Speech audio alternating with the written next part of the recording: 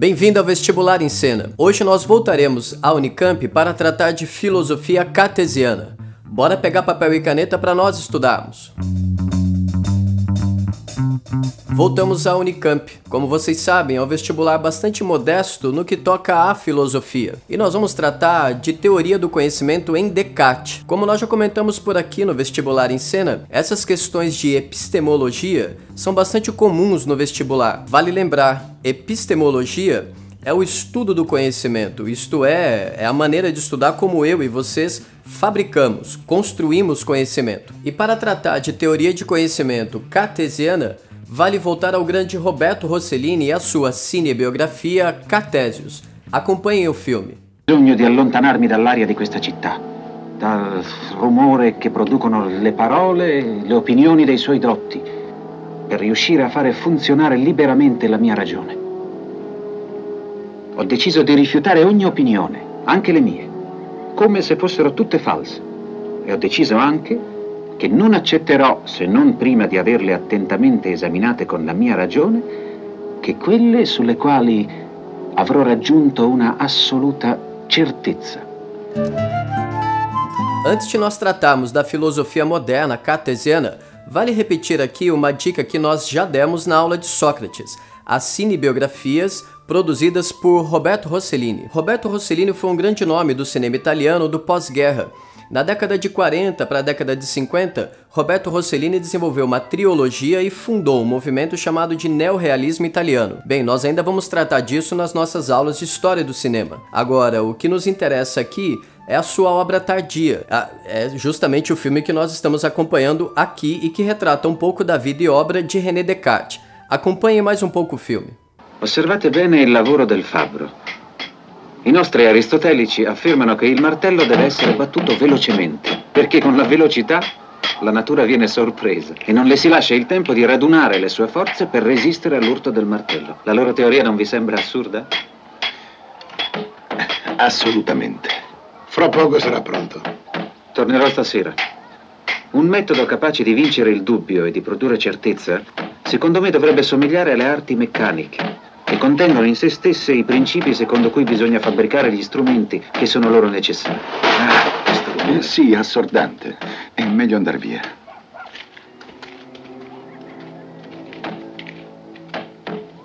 Como você pode notar, sim, esse é um filme datado, é uma obra de 1974 e que tem uma proposta didática, te contar a vida e obra de René Descartes com início, meio e fim. Sim, esse filme está disponível no YouTube em 2 partes, de 80 minutos cada.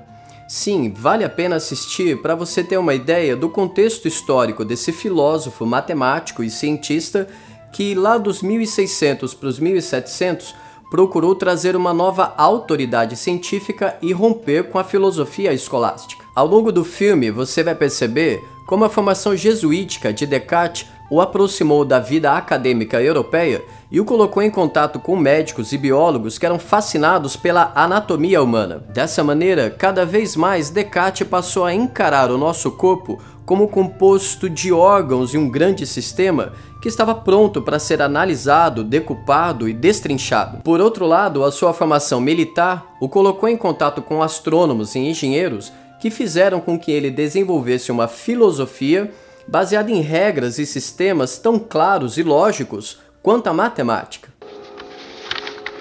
I raggi, come vedete, colpiscono la lente in posizione parallela. La lente ne devia il corso ed essi convergono e coincidono perfettamente in un punto.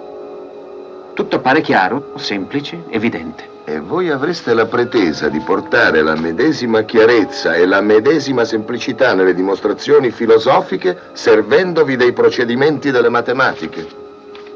Mio caro amico, voi forse perdete di vista il fatto che la filosofia non considera solamente quelle che sono le realtà materiali, ma attraverso le vie della ragione guida l'uomo verso la contemplazione di Dio. Siete sicuro che i procedimenti della matematica siano idonei per loro stessa natura ad avvicinare la mente dell'uomo ad una realtà così sottile come è quella di Dio?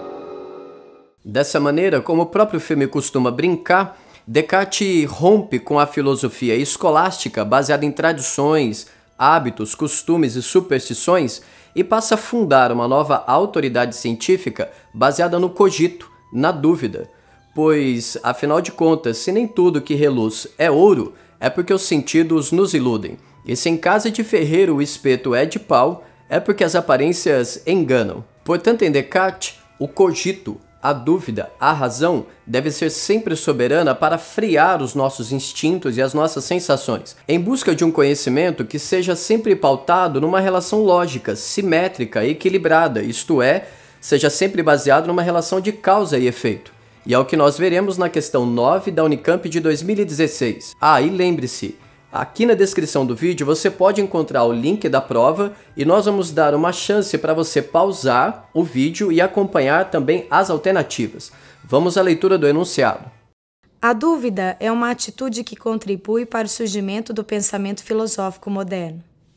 Neste comportamento, a verdade é atingida através da supressão provisória de todo conhecimento, que passa a ser considerado como mera opinião. A dúvida metódica aguça o espírito crítico próprio da filosofia. A partir do texto, é correto afirmar que... Como você pode ver, esse é um enunciado acessível e vai direto ao ponto. Qual é o fundamento da ciência cartesiana? Isto é, qual é o fundamento do racionalismo? Olha, vale chamar a atenção, esse tipo de enunciado e citação cartesiana é muito recorrente nos vestibulares. Vejamos as alternativas então. A letra A está equivocada porque opinião é o que você lê e produz nas redes sociais. Conhecimento é o que você vai produzir em sala de aula. E ciência é o que você vai produzir na academia, na sua vida universitária. A letra B, por sua vez, também está equivocada. Afinal de contas, duvidar dá trabalho, exige esforço intelectual, dedicação e disciplina. A letra C, ela só pode ser legítima nas redes sociais. Olha, vale dizer, no vestibular, opinião é achismo, senso comum. É o tipo de coisa que, porque todo mundo fala, todo mundo acredita. Deixe isso para o seu convívio digital. A letra D é a alternativa correta. Afinal de contas, a partir de Descartes, nós sabemos que a ciência tem como fundamento a dúvida. Dessa forma, traduzindo, o conhecimento científico ele é sempre autocrítico, autorreflexivo, isto é um conhecimento aberto. Portanto, a letra D de Descartes define a questão.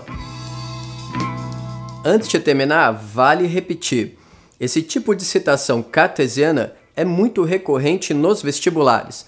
É muito comum que você a encontre em comparação com citações lockeanas ou humeanas que são dedicadas ao empirismo. Sendo assim, para você seguir adiante nos vestibulares, é bom se lembrar de Descartes como um militar, um jesuíta, um filósofo e também matemático que procurou romper com a teoria escolástica, mística, tradicional e medieval e fundar uma nova autoridade científica. A partir de então, o conhecimento científico ele é sempre autorreflexivo, aberto e autocrítico. Afinal de contas, o seu fundamento passa a ser a dúvida, o cogito. A partir de então, na modernidade, eu e vocês nos tornamos homo faber. Isto mesmo, pega esse conceito de Hannah Arendt para nós entendermos como a partir da ciência do século XVII, eu e vocês somos animais capazes de fabricar, de construir, de moldar um conhecimento tanto sobre a natureza humana, como também sobre a natureza, enfim, em si. Em outras palavras, a partir da Revolução Científica do século XVII, é bom levar em consideração que a ideia de natureza passa a ser algo a ser medido, metrificado e dominado. Isto é, a Revolução Científica do século XVII cria uma distância, um binômio, entre a ideia de homem e a ideia de natureza, sendo que a natureza, a partir de agora, vai ser esquadrinhada e colocada em função das necessidades do ser humano. Bem, esperamos que vocês tenham conhecido um pouco mais do perfil da prova de Humanas da Unicamp e, de quebra, tenha se lembrado dos detalhes a respeito da Revolução Científica do século XVII. No mais, continue nos acompanhando, mande as suas críticas, dúvidas e sugestões. Lembre-se que na descrição dos nossos vídeos vocês encontram os links das provas e também dos filmes. Abraços fortes e até a próxima!